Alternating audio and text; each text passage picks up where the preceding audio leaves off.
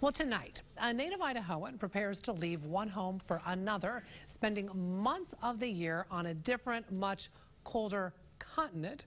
Private contracting for the National Science Foundation. Our Eric Fink is here with the story. And Eric, to say the least, this lady racks up quite the frequent flyer miles. I mean, that's putting it mildly once we hear the story. That is putting it quite mildly. In fact, 9,000 miles every year. Wow. Where's the coldest place you've been? Nebraska. It gets cold there in the winter, but I'm thinking nothing. I mean, it's probably like summer there compared to where she's going. She's going to temps of 90 below zero without the wind. And Jules Uberuaga, that's who we're talking about, Gemma. She leaves Monday for her 34th season working with the National Science Foundation, helping to build helium balloon launch pads in Antarctica. The hardest part about going is right now, is leaving, breaking away from everybody, being nostalgic. But once you're there, it's so exciting.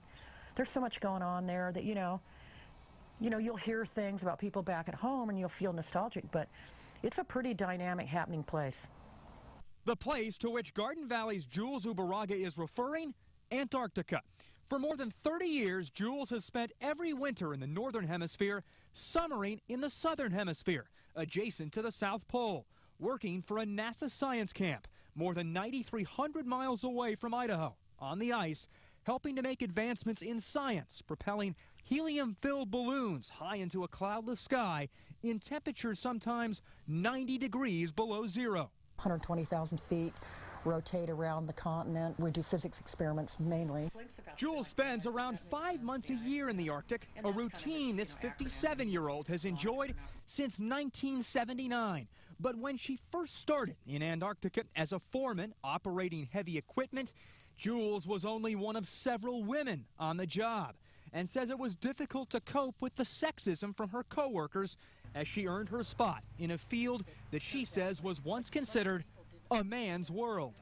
I will say in some of those early years, first 10 years, I'd cried myself to sleep a few times, just being pushed around and not physically roughed up or pushed around, but in every way, socially, and I mean, in terms of with work and power structure, and being young and intimidated. And boy, I'll tell you, you start to toughen up. Jules toughened up and adjusted, and now prepares to leave Boise Monday for her 34th season on the ice. But after more than 3 decades, many fellow Idahoans are still often confused about Jules' winter itinerary. A lot of people here say to me, well, you still going to Alaska? You still doing that Alaska thing? And I think it's the Northern Hemisphere thing. And, they talk about polar bears and all that. And then, you just casually, switch them around and explain to them.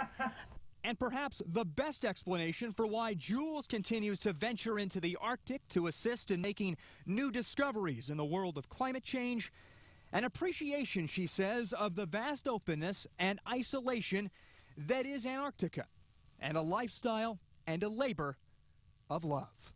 It just really captures people who want kind of adventurous lifestyle and just can't accept that 2 weeks off of work, of holiday a year, which is pretty tough for a lot of us.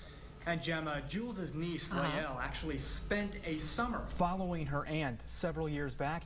Lael says her aunt is so legendary in the Arctic that just 34 miles away from McMurdo, where she stays, she has an island named after her. Uberuaga Island is named after Jules. Hey, not pretty shabby. That is pretty impressive. So really, she's a very neat lady. Yeah, very sounds like neat lady. it. Yeah, thanks, Eric. Appreciate it. You bet. The National Alliance on Mental Illness kicked off its annual walk.